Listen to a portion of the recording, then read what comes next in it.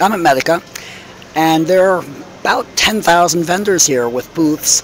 I walked around the other day, looked at about 3,000 of them, and there were two that really struck out that I really liked, not necessarily from an aesthetic perspective, but specifically from the perspective of a sales manager, as booths that were really designed to help drive sales. And then I talked to my friend Anne, who's a booth designer, and it turns out she designed both of them, which was pretty incredible. Literally, I looked at 3,000, 4,000 booths over a course of about 8 hours and picked out two of them that I really liked, and they both were hers. So I asked her if she would join me and just talk a little bit about why she designs booths the way she does, and what pointers she has for sales managers who are talking to booth designers. And also, I'm going to give a little plug. She's from Coleman. I think she's second-generation booth designer, right? Your dad was a booth designer, and your brother is a booth designer. That is correct. So it's like a family business, right? It's like dealing with the baker down the street who's been in business for 100 years. They have booth design in their blood, and I've been dealing with them. Certainly their name for 25 years, and I've been dealing with Anne for at least 15 years. Anyway, I'm going to pass this over to Anne, and I'm going to ask her basically why she designed the booths the way she did, and what type of tips she can give people for talking to their booth designers to get the best results at a trade show. Over to you. Thank you, Zach.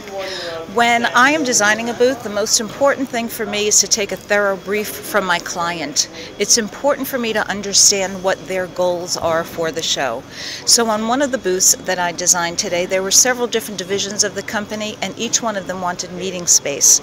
What we tried to do was maximize the available space, have as many meetings going on as possible, while we still had an area for product display. Each division brought their own product. They wanted to be able to talk about it and then have meetings about it.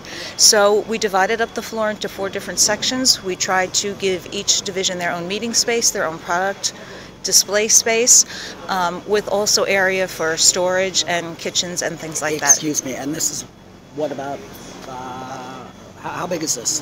This is 52 square meters. 52 square meters, 8 meeting spaces, including 1 private space. Correct. And storage. That's pretty incredible. Correct. And we even created banquette seating, and we custom made the cushions, and the cushions remove, and underneath is all storage, so that when they unpack their freight, they could keep the boxes, and they don't have to wait until midnight on the last night of the show to wait for their deliveries to be returned. Everything is on the booth. Yeah, that's great. Yes. There's another booth that I designed where they only needed 1 meeting space. They had so much product, and they just wanted to be able to stand and talk about their product. So what we were able to do was fill the booth with furniture that was custom made to be able to showcase their product in the best way, while we had a meeting space that they could invite guests to if they needed to, but really the focus was to keep them in the booth, focused on the product and talking about it there. So if I were for the first time commissioning a booth, and I was talking to somebody like you, what would you suggest I should tell them? What I would need to know from any client is, what is their goal? Do they have product that they want to display? And most of them do, but not all of them. If they don't have product to display, are they there for meetings? Are they private meetings or just informal meetings? What is their goal? The better I can understand my client's goal at the show, the better I am able to design a booth that works for their needs and their budget. Great. Thanks a lot, Ann. Thanks a lot, Ann, and good luck. Remember, when you're ready to grow your international sales, reach out to us. We can help. When you decide it's time to grow your international sales, call us.